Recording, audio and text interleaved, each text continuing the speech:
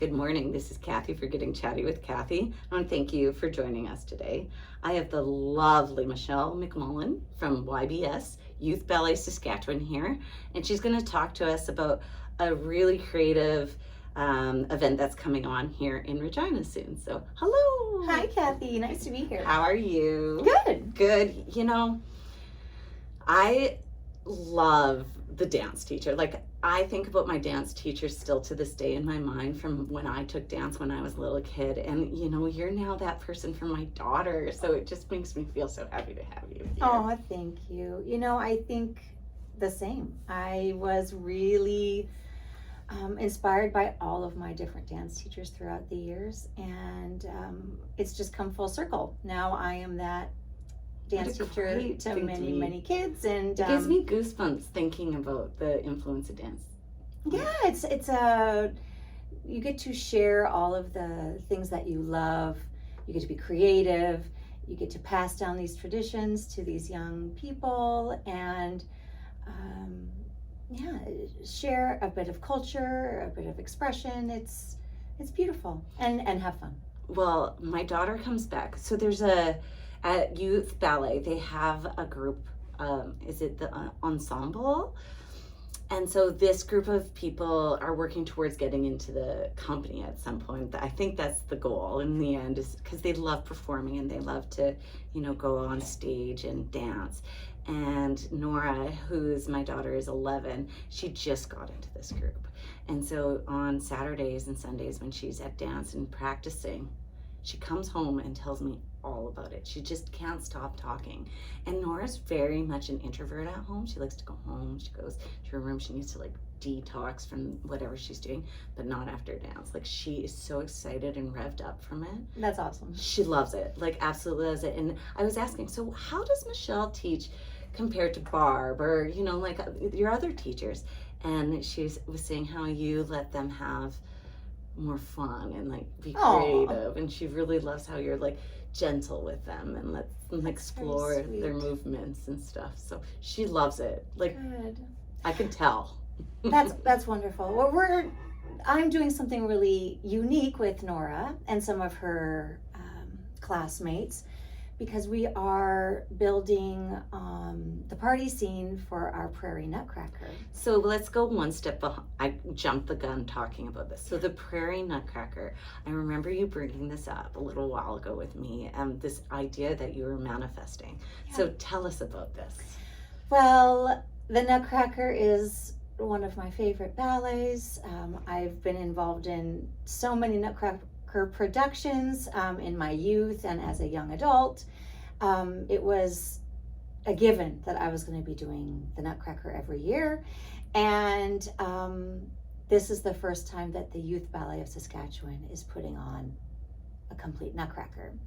So I was thinking there are many wonderful renditions of the Nutcracker, but I can't say that there is one with a prairie theme.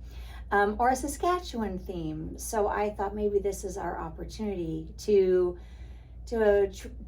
honor this wonderful place that we live in and all of the things that make Saskatchewan unique, and certainly how we celebrate the holidays.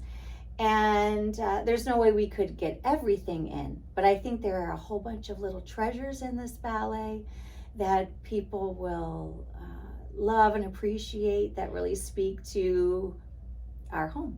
And you kind of modernized it a little. Nora was giving me little tidbits of what she gets to do, and I thought, oh, that's such a good idea.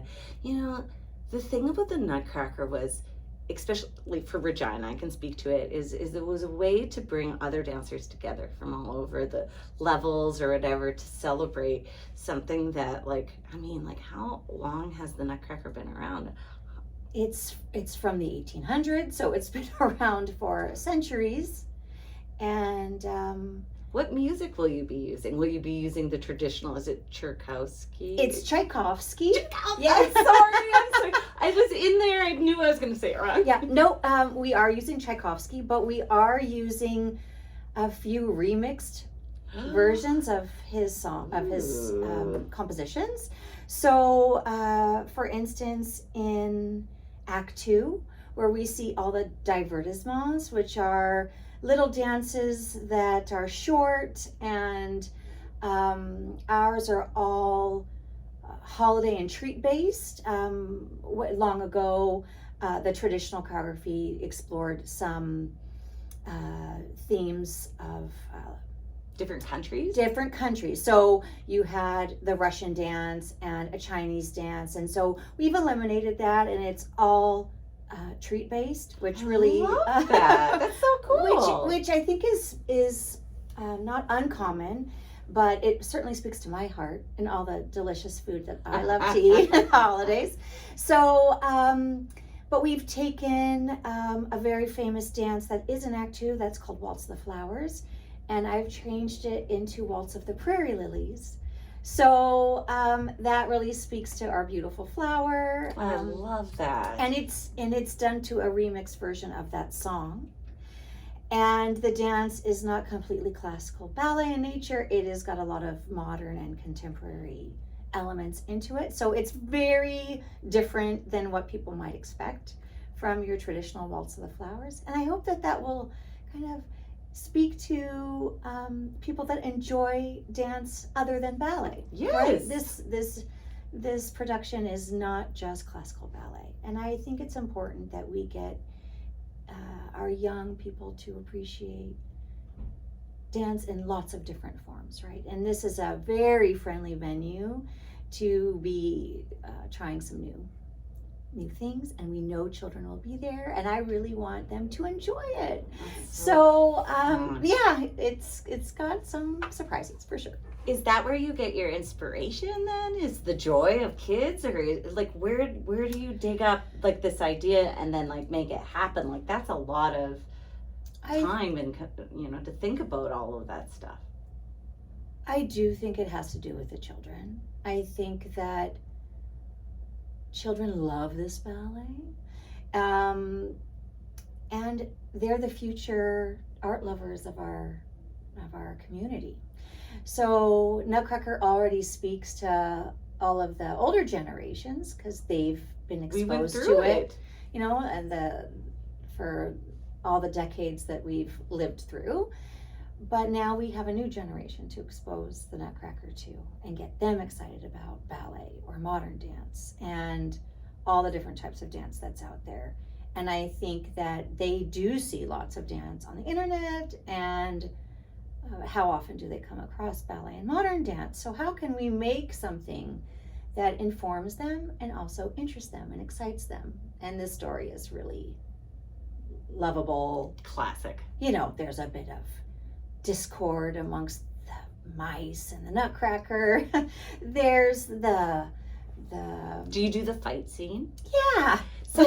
So back in the day, the Royal Winnipeg would come here and you'd get a tryout. Yes. And I was the soldier. Yeah. And a rat killed me and I got carried out in a stretcher. Nice. It was like my claim to fame. I felt very big about that one. Yeah. And you know what? Getting out on a stage builds, I was going to say girls, but it's not just girls, a dancer's confidence for their whole life. Yeah. It creates like this little sense of security. It's okay to be on a stage and you can make a mistake, it'll be okay. Everybody can look at you and it's not the end of the world. Yeah. You're okay, and we love what you're doing and we're supportive. And I think giving those types of skills to little ones and then watching them grow to get comfortable. And then I have colleagues that I danced with that now are always out in the public and are totally comfortable because of their roots in dance. So it really teaches you a lot of skills. I think it does. I think it is a beautiful place to learn life skills, and I think it's a beautiful art form. And certainly you are gaining confidence as you develop your skills and put yourself in a vulnerable Yes. position and go out on stage and learn how to deal with the stress of that. If it doesn't go well, how do I recover? These are all lessons that we continue to use in our daily lives, even if we're not on the stage anymore. I certainly don't spend much time on the stage myself anymore. So, but all those lessons I learned from all my years on the stage have certainly helped me throughout my life. Well, and now you can be on stage, and you do go on stage. Oh, I guess, to talk to the audience. And you have a presence about you that, like, I think dancers have. Like, I think that it's built you into being such a great presenter. Oh, thank you. That's really sweet. I mean, I love interacting with people in general, and dance is certainly something that I'm... Well, you have an interesting story, though. Like, you came to Saskatchewan. So I love that you're celebrating Saskatchewan as someone who moved here. And is it right that you live on an acreage? So you definitely see, like, the landscape of it all. Yes. So could you tell us where you're from originally? Yeah, I was born in Los Angeles. And then you moved here for your husband. Yes. This is what you told... I'm trying to remember from when you came on maybe a year or so ago on our show. And I thought that was really interesting that you came here and you've made this your home, and that you like being here. I think that it certainly presented a lot of challenges. I don't think I left the house much except to go to the store. Yeah. My first winter here. And it was so cold all the time. My eyelashes were freezing. The moment I opened the door, I thought, where what are we doing here? Why is it so cold? And then now to be actually like celebrating. Yeah. It's pretty a big growth, I'd say. Yeah, I have certainly embraced it to the best of my ability. I'm so envious of all the people that take these beautiful pictures of Northern Lights, and I always miss the shot. Do you get good views at nighttime from your place? Apparently, regularly, except that I almost always miss it. I feel like I've seen them twice. But I'm always sleeping. They come out at night, like too late. Yeah. So, but I know they're there. And I see all my friends' beautiful photos. And they're magical. I could definitely see a modern dance or something like that. It's happening in the Nutcracker. Yeah, so we've used this beautiful phenomenon to inspire a scene in the Nutcracker too. This has been the year of the Northern Lights. Yeah, like how lucky I feel like I've seen all these photos and there's been all these sightings, and now we're gonna have it in our ballet too. So trying to really bring a bit of that magic to the stage. Arts are what makes us love where we are. Right? So thank you for bringing something to celebrate Saskatchewan. Like, I'm always shouting about how great we are and how beautiful it is. And I think that having a celebratory dance, it's planting little seeds in all those people and all the people here to watch that and make us proud to be here. Yeah, it is. It's important to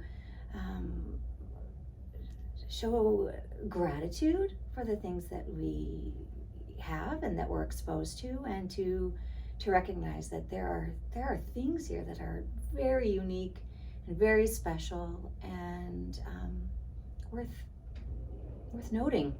I like that. Yeah. So Nutcracker, and then we're going on after that in May. There'll be the regular recital that we usually have. So are you already planning dances for the recital, or does that start in the new year? And then, like, how does it?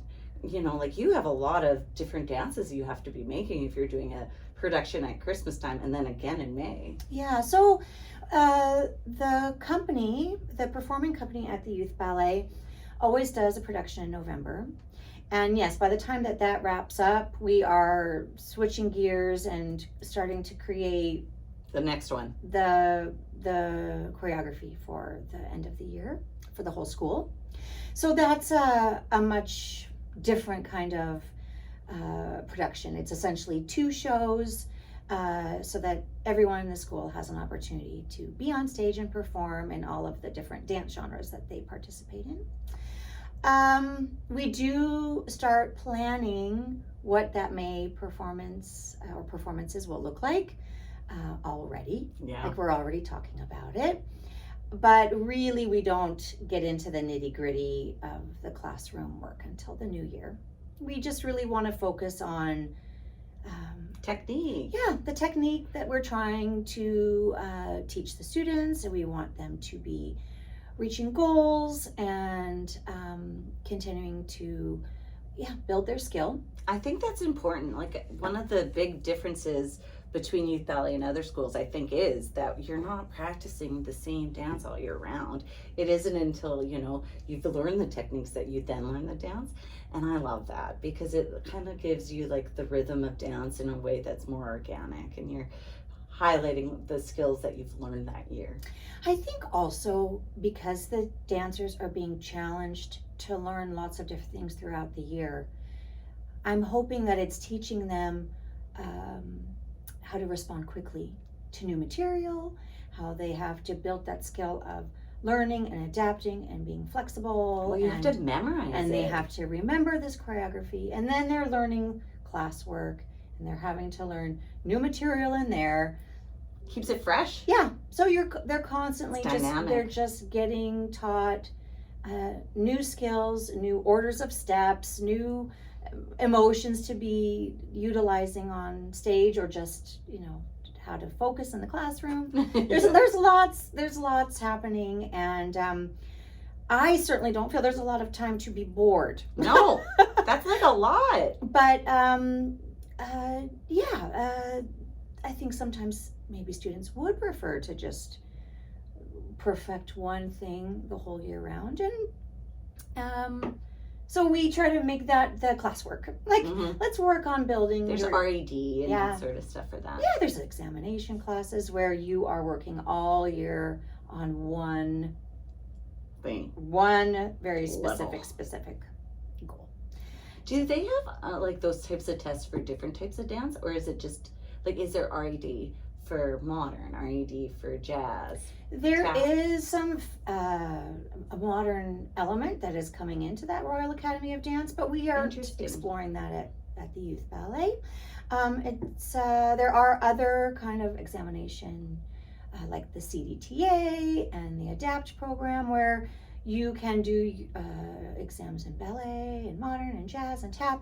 We just don't do those at our school. We have the RAD, the Royal Academy of Dance, for the ballet exams, and then all of our other classes are non-examination classes. And you have the choice to take the RAD too. You remember I did not really take it. I'm not good under testing environments. It stresses me out massively. But whereas my daughter, she loves her RAD class. They start learning it after the exam in April. And then, so Glenn who's her teacher, he'll teach her like a little bit for the next year, and then all summer long she's buzzing along learning it on her own. That's awesome. These kids are really good sponges when it comes to the performance side of things. I also love that you can watch the progression of your kids in dance. Like, now she's learning pirouettes, so she's buzzing around doing a little yeah.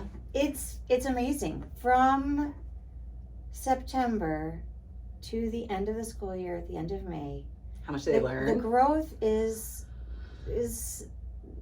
amazing. It's wonderful. And then they'll grow again, right? As long as they, keep their, like, if their drive and willingness to be there, it remains, well, they can go as far as they want, right? Well, and a lot of these exams allow them to be then a teacher if they want someday. Or what else would you do? Would you use that? You could go to LA and be a dancer. Yeah, you can. There's a lot of options. I think now there are more. I think you see it more than when I was young. I think the social media aspect of things is almost something I don't quite grasp. It's so how big? It's so different than what it was like when I was growing up as a dance professional. But no, you can do your dance training. You can move into post-secondary education and have a fine arts degree, or a Bachelor of Arts degree. A lot of not a lot, but there are many schools out there that have a dance degree. You can just get your dance degree, and then you can go on from there. You make lots of connections. You audition for performing companies. You can move on to becoming a choreographer or an instructor or all of those things. Become a director. There's so many opportunities. There are lots of, and you do meet a lot of people. Yeah, I think where you end up placing yourself, and you find those people that have a similar mindset to you. They have the same kind of goals, the same work ethic. You find your people in whatever career you're driving yourself towards, and it kind of pushes you in the right direction, or it can say, "Whoop, maybe I need to change gears here." You gotta listen to yourself. Go in a different direction, and I think it's important you find your. You want to be challenged, but you want to find your the place where you can be who you are, right? You have to embrace your talents, your skills, what you can offer, and feel like you are really contributing and making a difference in that environment. Right? It's part of a team too, really. Yeah. Well, I'm so blessed to have you, and Regina is very blessed to have Youth Ballet. So can I just say thanks again? Oh my goodness, of absolutely course. Everything. Kind. You guys make sure to go online to Youth Ballet, pick up your tickets if you are interested to see this Prairie Nutcracker. I'm going to be at both shows, and I've already sold a few tickets, I have to say. So awesome. excited. It's November 29th and 30th. Mm-hmm. And we have Ballet Organ coming the day before, which is wild that we have 2 Nutcrackers in our city in the same week. Whoa. But totally different, though. Totally different. You got your traditional one, and then you have the Prairie one. Yeah. I love that. Yeah. So I encourage everyone to go check them out. Check them out. You can compare. You can see what kind of Nutcracker you are. Yeah. Well, Michelle, good luck. And I can't wait to see the performance. And thanks again for all that you do. Thank you. Thanks for having me. Okay. Bye now. Okay. Awesome.